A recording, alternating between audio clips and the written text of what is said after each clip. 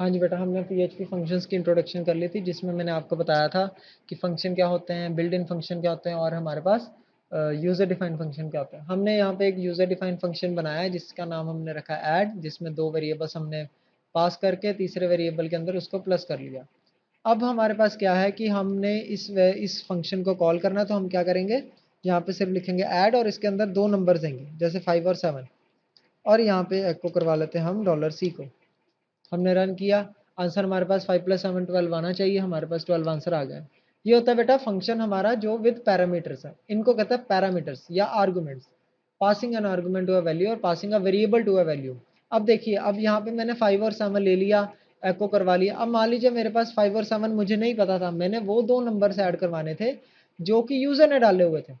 अब यूजर ने मान लीजिए डाले हैं आई की वैल्यू, मान लीजिए उसने डाली है 10 और दूसरी दूसरी वैल्यू उसने डाली है 25। ये मैं अभी अपने लिए वेरिएबल्स डिक्लेयर कर रहा हूँ, इनको कहते हैं वेरिएबल डिक्लेरेशन। आपको मैंने फॉर्म में बताया कि फॉर्म से हमने कैसे एक वेरिएबल में कॉपी करनी है वैल्यू, हम वैसे एक फॉर्म बना के वेरिएबल में से वैल्यू कॉपी कर लेंगे। लेकिन अभी के लिए मान लीजिए एक इनपुट यूजर ने डाली 10 और दूसरी डाली 25, तो मैं ये इन वेरिएबल्स को कैसे यहाँ पे पास करूंगा? तो उसके लिए मैं क्या करूंगा, यहाँ पे 5 और 7 की जगह मैं यहाँ लिखूंगा $I और $Z। ये होता है बेटा passing the variables to a function. ये एक वेरिएबल्स है हमारे पास, हमने ये दोनों वेरिएबल्स को यहाँ पास कर दिया as an argument, as a parameter. तो वहां पे जाके उसने क्या किया, 10 और 25 को प्लस करके 35 बना लिया, और ऐड हो गया I, J में 10 + 25 दैट बिकम्स 35।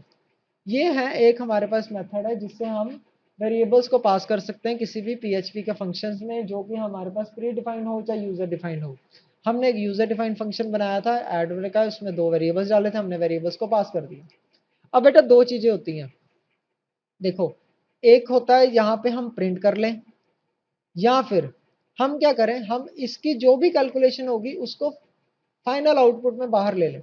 बाहर मतलब क्या, इस पूरे फंक्शन की ऐड की, जैसे अब अभी के लिए क्या कर रहा है, ऐड क्या फंक्शन कर रहा है, 2 नंबर को प्लस करता है और प्रिंट कराता है सही सी। हमें प्रिंट नहीं चाहिए, हम चाहते हैं जो सी की वैल्यू बनेगी वो हमारे पास आ जाए, हमारे पास रिसीव हो जाए, या हमारे पास वापस आ जाए, या हमें पता लग जाए कि हाँ जी सी की वैल्यू क्या है। अभी के लिए तो हम यहाँ पे ही ऐड कर रहे हैं ना, तो हम इसकी जगह क्या करते हैं, उसको कहते हैं returning a value from a function. उसमें क्या होता है, हम एको की जगह लिखते हैं रिटर्न। रिटर्न का मतलब क्या है, इस पूरे के पूरे फंक्शन की वैल्यू आएगी 35। वो कुछ भी एको नहीं करेगा, कुछ भी प्रिंट नहीं करेगा, कुछ नहीं करेगा, वो सिर्फ सिंपली क्या करेगा, इस पूरे फंक्शन की वैल्यू हमें वैल्यू बता देगा। हम इसको कैसे यूज करेंगे, d = दिस, और हमने यहाँ पे एको कर लिया $D। यहाँ पे जैसे मैंने एको किया, रन किया, तो देखना आंसर मुझे पता है 35 ही आएगा, लेकिन वो 35 आया कहाँ पे, यहाँ पे आया, ना कि यहाँ पे। इसका इस पूरे 4 लाइनों का फंक्शन का मतलब ये था कि हमने ये दोनों वैल्यूज को प्लस किया, प्लस करके उसकी आंसर ली, और उस आंसर को हमने प्रिंट कर दिया, एको कर दिया। This is known as returning a value from a function. जैसे C++ में हम रिटर्न डाल देते थे, या हम उसको कहते हैं कॉल बैक कर लेते थे, वापस ले आते थे, ऐसे इसमें रिटर्न फंक्शन चलता है, जिससे हमारी कोई भी वैल्यू रिटर्न होकर हमारे पास वैल्यूज आ सकती हैं। हमने 3 चीजें कर ली, एक यूजर डिफाइन में पैरामीटर्स कैसे डालते हैं, फिर उन पैरामीटर्स को वेरिएबल कैसे बनाते हैं, और तीसरा returning a value from a function. एक बेटा दूसरा टॉपिक होता है इसमें PHP के अंदर आपका है PHP recursion function. Recursion function, recursion क्या होता है पहले हम समझेंगे। रिकर्जन क्या होता है, रिकर्जन होता है जो खुद को बार बार कंटिन्यूसली कॉल करी जाए, अपने आप को बार बार कॉल करे। जैसे मान लीजिए एक ऐसा फंक्शन जिस फंक्शन के अंदर अपना ही फंक्शन दोबारा चल रहा होगा। जैसे एग्जांपल ले लिया, देखो हमने एक फंक्शन लिया डिस्प्ले, उसके अंदर एक वेरिएबल डाला नंबर, मैं थोड़ा इसको जूम कर देता हूँ। हमने एक PHP के अंदर फंक्शन लिया, फंक्शन के अंदर नाम डाला वेरिएबल डिस्प्ले नाम है फंक्शन का, उसका एक वेरिएबल डाला नंबर 5। अगर नंबर जो है <5 है, तो क्या करे, वो नंबर को एको कर दे, प्रिंट कर दे, और क्या करे, उसी इफ के अंदर डिस्प्ले को दोबारा कॉल करे। दोबारा कॉल करने का मतलब क्या है, अब यहाँ पे हम करके देखते हैं।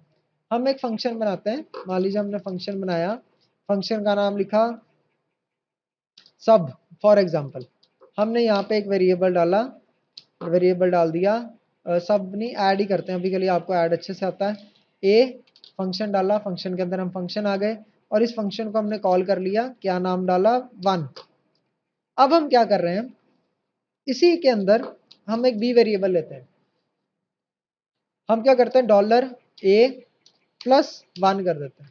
मतलब क्या होगा, एक जो भी मैंने ऐड में जहाँ पे भी जो भी डाला होगा उस वैल्यू को +1 कर देगा, करके वो क्या करेगा, एको कर देगा। एको क्या करेगा, डॉलर नंबर, डॉलर बी।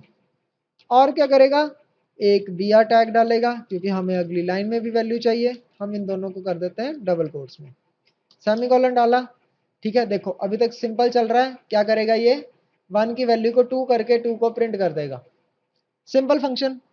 अब रिकर्जन कैसे बनेगी, रिकर्सिव कैसे बनेगा, ये अपने आप को खुद कॉल कैसे करेगा। हम इसी के अंदर एक कंडीशन लगाते हैं, अगर if dollar B becomes greater than equal to 10, अगर ये 10 और 10 से बड़ी हो जाए या मान लो छोटी रहता है, ठीक है, नहीं पहले हम यही चलते हैं, चलो बी को हम अगर 10 से छोटी रखते हैं, अगर तो ए की वैल्यू के बाद बी की वैल्यू कम आ रही है, छोटी आ रही है, तो वो करे एको, बिल्कुल ठीक है। और साथ में क्या करे, अपने आप को दोबारा कॉल करे। दोबारा कॉल कैसे करेंगे, ऐसे करेंगे कॉल। कैसे होगा बेटा, देखो अब ध्यान से इसको समझना। हमने क्या किया, पहले ऐड के नंबर 1 डाला, 1 को इसने कॉल कर लिया, यहाँ 1 आ गया, ऐड 1 किया, 1 + 1 2 हो गया।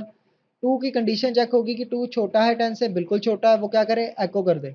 साथ ही साथ अपने आप को इस फंक्शन को दोबारा कॉल करे, लेकिन वैल्यू क्या रखे, जो बी की वैल्यू है, जो बी की वैल्यू है वो वैल्यू उसको रखे, तो वो ठीक हो जाएगा।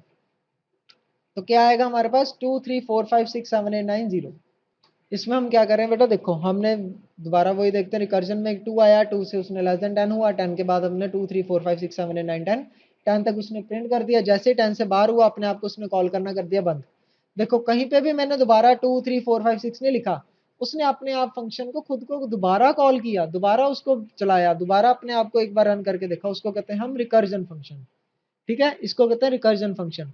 हमने आज 4 टॉपिक कर लिए हैं, आप ये 4 टॉपिक खुद एक बार ट्राई करके देखना अपने हिसाब से। जब आपको अगर कोई डाउट होगा तो काइंडली आप व्हाट्सएप कर दीजिएगा।